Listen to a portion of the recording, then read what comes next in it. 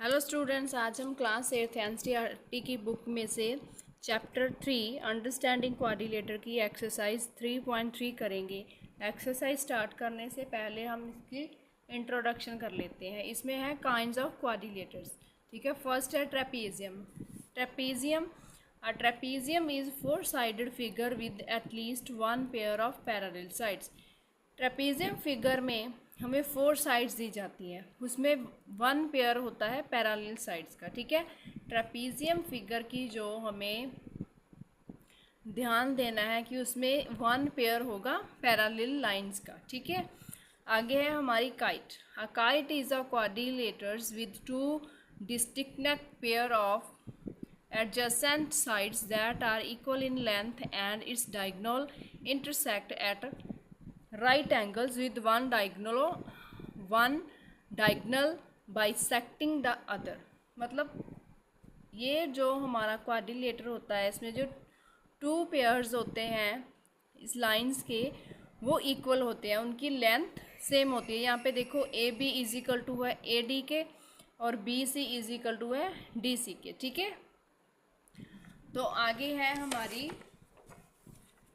Parallelogram. इसमें opposite sides are equal, opposite angles are equal, diagonal bisect one another, adjacent angles of parallelogram are supplementary. ठीक है, इसमें ये points जब हम फिगर को देखते हैं तो फॉलो अप करके पता चल जाता है और हमें सम जो होता है वो सॉल्व करना इजी हो जाता है। नेक्स्ट है rhombus. Opposite sides are equal, opposite angles are equal, diagonal bisect one another, diagonal are perpendicular। ठीक है, अब इसमें जो हम देखते हैं कि बायोसेक्ट का मीनिंग क्या होता है। बायोसेक्ट होता है जब फिगर में कोई हमारी लाइन होती है। ठीक है, यहाँ पे हमारी ये टू लाइंस हैं, यहाँ पे देखो ए सी है ना, ये बायोसेक्ट कर रही हैं ए आई इजिकल टू आई सी। मतलब ये एक पेयर बनना है इसका यहाँ तक और यहाँ पे ये, और एक पॉइंट पे ये दोनों बायोसेक्ट हो रही हैं, तो ये होता है बायोसेक्ट का मीनिंग। बाकी बच्चों, आपकी बुक में बहुत अच्छे से डेफिनेशंस को दिया जाता है। बच्चे क्या करते हैं, बुक में दी गई डेफिनेशन को कभी रीड नहीं करते। इसमें जो इंट्रोडक्शंस आपको दी जाती है, आपको वो अच्छे से रीड कर लेनी चाहिए। ठीक है, इससे आपके काफ़ी पॉइंट्स जो होते हैं वो क्लियर हो जाते हैं, जो भी आपके डाउट होते हैं। अब हम स्टार्ट करते हैं एक्सरसाइज 3.3।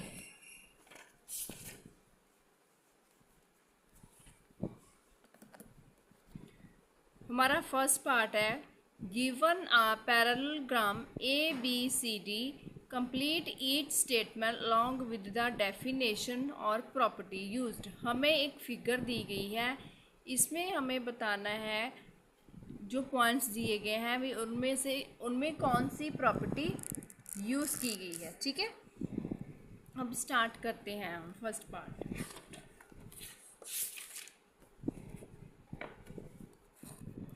ध्यान से देखना, यहाँ पे है हमारा फर्स्ट पॉइंट ए डी। उन्होंने पूछा है A D is equal to blanks.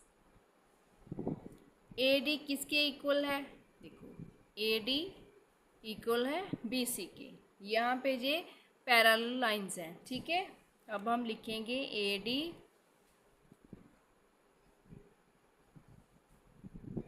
Is equal to है बी सी के। अब हमें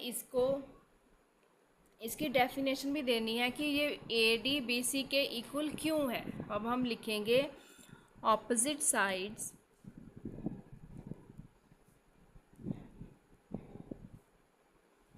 of parallelogram is equal।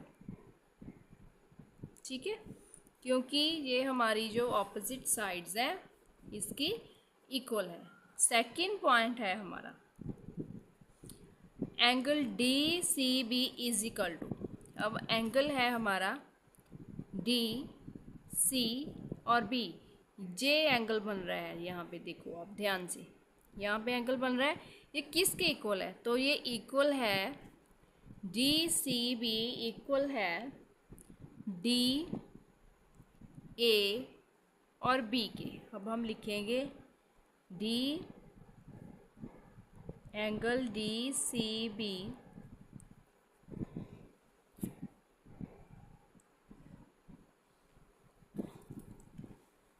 D C B equal है एंगल डी ए और बी के। अब इसका रीज़न भी देते हैं क्यों, because opposite sides of parallelogram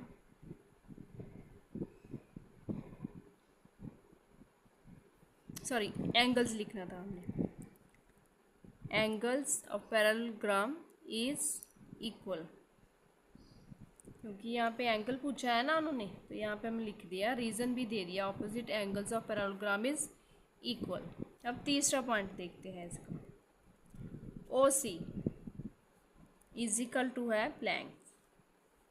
अब ओ सी देखिए यहाँ पे है, ध्यान देना फिगर पे, ओ सी हमारे पास एक लाइन है ए सी और ये बायोसेक्ट कर रही हैं ओ सी ए ओ को।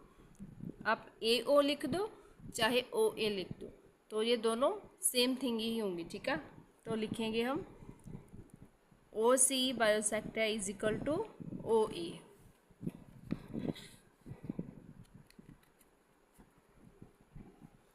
अब यहाँ पे लिखेंगे हम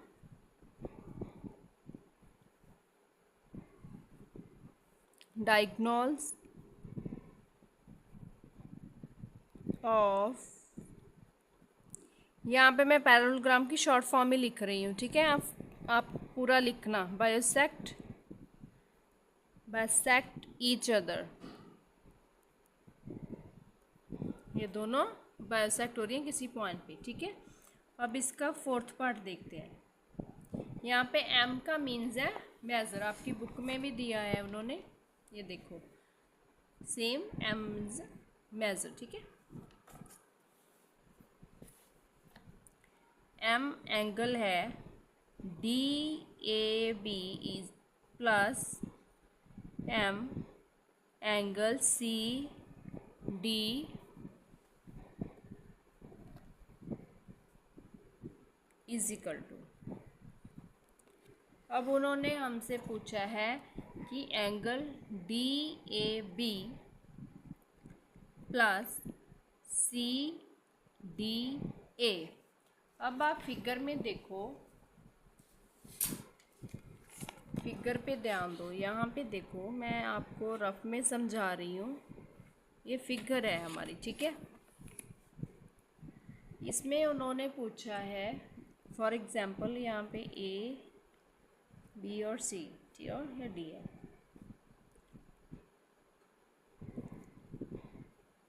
अब उन्होंने हमसे पूछा है angle D A B plus measure है सी डी ए की, D A B C D A. अब ये दोनों एक साइड हमारे एंगल बन रहे हैं, एक एंगल यहाँ पे और एक यहाँ पे, ठीक है।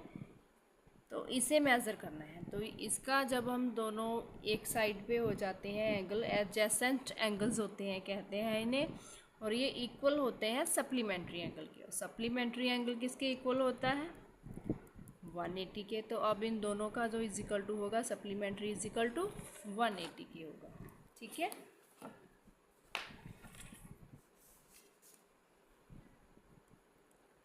अब हमने रीज़न भी बताना है उन्हें क्यों है, वो मैंने आपको पहले ही बता दिया। Adjacent angle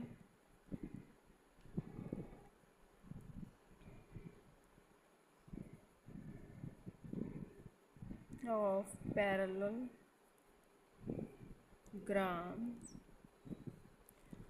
are supplementary,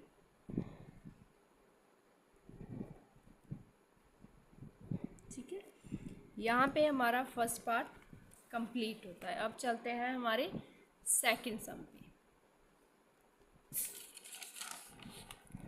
second सम में हमें दिया है consider the following parallelograms, find the value unknown X Y Z. हमें कुछ फिगर्स दी गई हैं, इनमें हमें कुछ अननोन वैल्यूज़ दी गई हैं एक्स वाई जेड की, जो हमें फाइंड करनी है। ठीक है, स्टार्ट करते हैं फर्स्ट फिगर के साथ।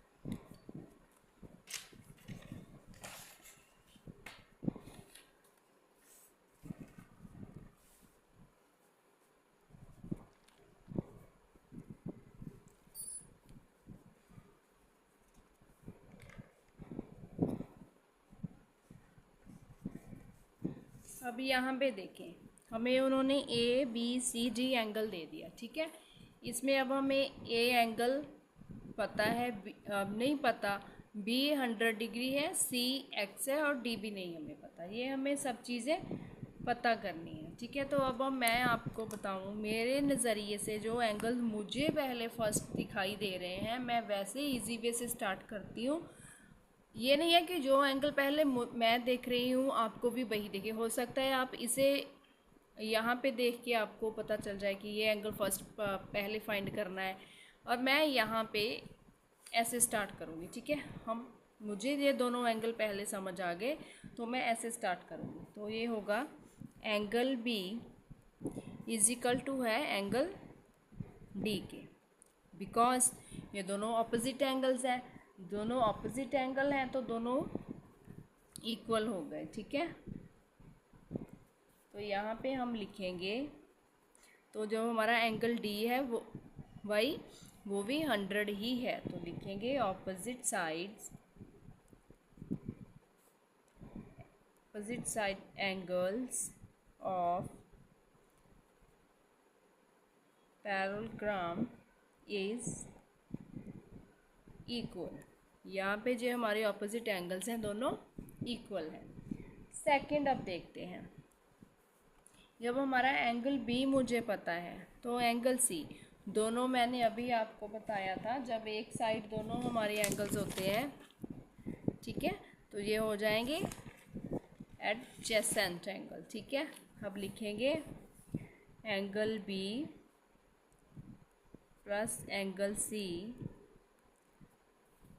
अब जब ये दोनों एडजेस्ट एंगल्स कौन से हैं, ये सप्लीमेंट्री एंगल बना है। सप्लीमेंट्री किसके इक्वल होता है, 180 के। तो अब हम इसका रीज़न देंगे, adjust angles of parallelogram is supplementary.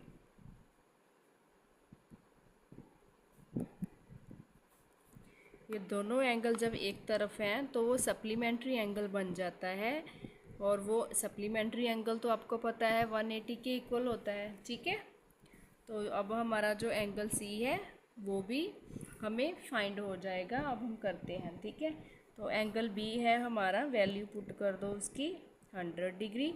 Angle C हमें पता करना है। एंगल सी को हम कॉमन रख के 180 में से 100 डिग्री को माइनस कर देंगे।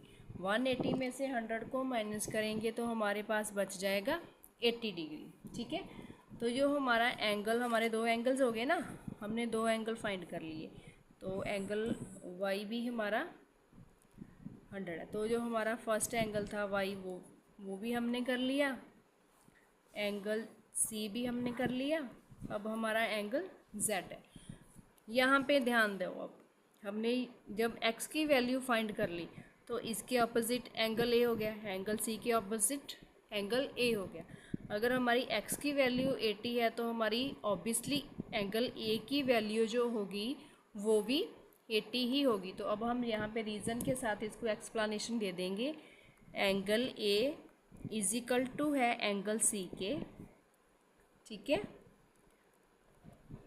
बिकॉज यहाँ पे लिखेंगे, ये आपको लिखना बहुत ज़रूरी है।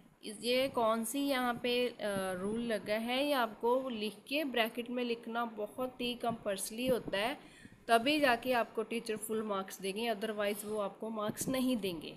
ठीक है, opposite angles of parallelogram is equal. यहाँ पे हमारा सेकंड का फर्स्ट पार्ट कंप्लीट होता है। हमारा एंगल सी है वो भी फाइंड हो गया हमारा, ठीक है, 80 है, और एंगल वाई भी हमें पता चल गया। तो एंगल जेड है जो हमारा वो भी हमें पता चल गया। अब एंगल कौन सा, ए कौन सी है, जेड। जेड किसके इक्वल है, एक्स के। तो एक्स की वैल्यू कितनी है, 80। तो हमारी जेड की वैल्यू भी हो गई 80। तो हमारे तीनों के तीनों एंगल मिल गए, वाई भी मिल गया और एक्स की वैल्यू पता लगी हमें और जेड की भी, ठीक है। तो अब चलते हैं हम इसका सेकंड पार्ट देखते हैं। सेकंड फिगर पे जाते हैं। सेकंड फिगर में देखेंगे, स्टार्ट करते हैं। पहले हमारी फिगर को हम नेम ले लेते हैं, यहाँ पे ए बी सी डी, ठीक है। तो अब देखें, इसमें हमने एक एंगल दिया है, एक्स वाई जेड हमें फाइंड करनी है। तो कैसे फाइंड करेंगे, यहाँ पे मुझे एंगल बी को पहले फाइंड कर लेना है। यहाँ पे एंगल 1 लिख लेते हैं, बिकॉज ये एंगल है, ये दोनों एक मिलके एक स्ट्रेट लाइन बना रहे हैं ना। जब स्ट्रेट लाइन बनती है तो वो लीनियर पेयर होता है, ये तो आपको पता ही है ना। जब कोई दो एंगल्स मिलके स्ट्रेट लाइन बनाते हैं तो वो लीनियर पेयर होता है। लीनियर पेयर किसके इक्वल होता है, 180 के। तो अब हम हमारा क्वेश्चन का आंसर स्टार्ट करते हैं। हमारे पास फिगर है ए बी सी डी, ठीक है, इज अ पैरेललोग्राम, ठीक है।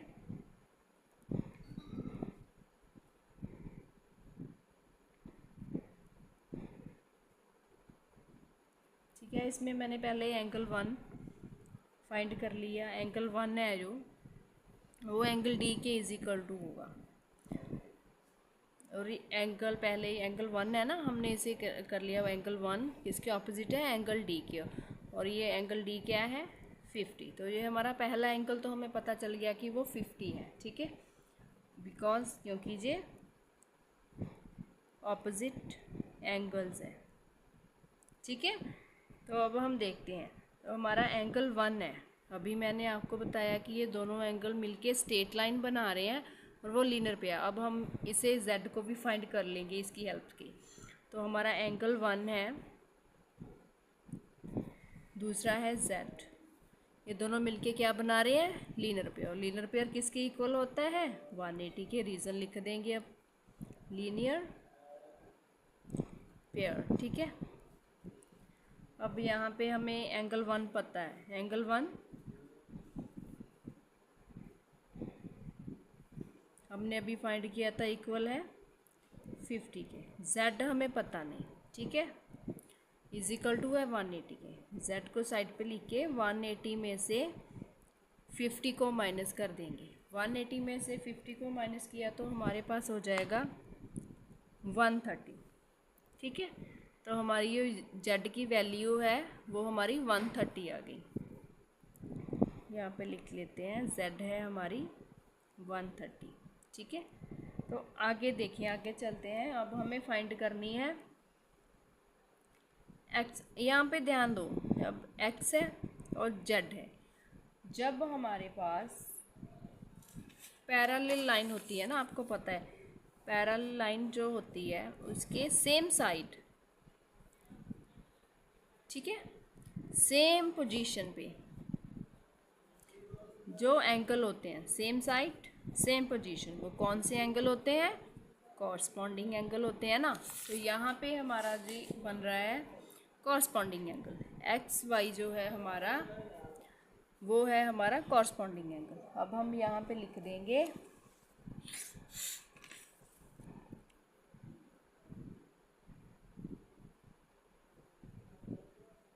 x इज इक्वल टू है z के, और z कितनी है हमारी 130। रीज़न लिख देंगे ये है बिकॉज कॉरस्पॉन्डिंग एंगल, ठीक है।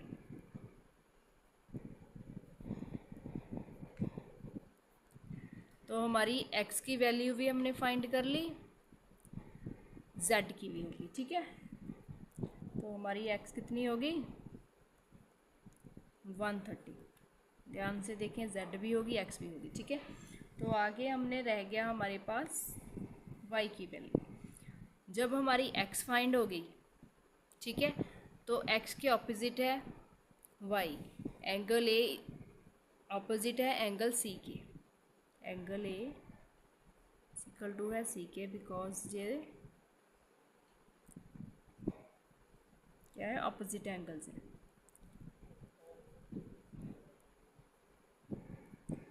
तो एंगल ए हमारा है x फिजिकल टू y है हमारी इसके, तो हमारी y की जो वैल्यू है वो भी 130 आ गई, ठीक है।